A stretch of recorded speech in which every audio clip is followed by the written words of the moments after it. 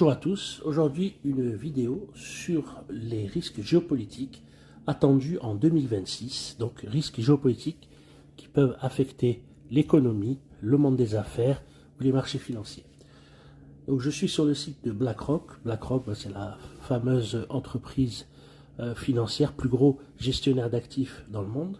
Et donc sur leur site, ils ont une section de suivi des risques géopolitiques.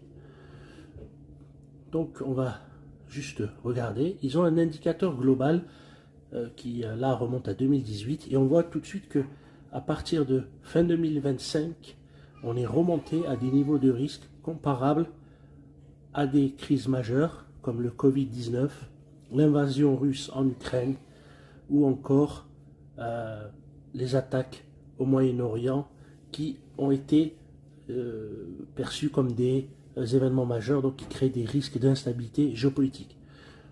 Donc on est donc à un niveau de risque élevé.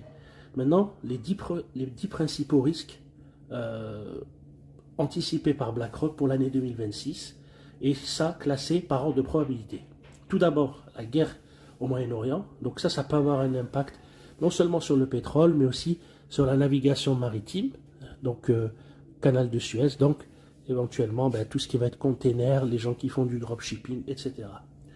Ça, c'est le premier risque. Le deuxième risque, moi je pense qu'il est un peu moins impactant, c'est le découplage technologique, donc le fait que la Chine est en train de laisser derrière les États-Unis et le reste du monde. Bon, ça peut être vu peut-être comme une opportunité, par exemple les gens qui attendent les véhicules électriques chinois, ou encore, je reparlais du dropshipping. Si la Chine développe des nouveaux produits, ça peut faire des opportunités pour les commerçants en ligne. Les cyberattaques, ça il faut faire attention. Donc déjà pour toutes les personnes qui ont des business en ligne, il y a déjà eu AWS qui a eu des problèmes. On peut avoir des problèmes sur tous les outils Google.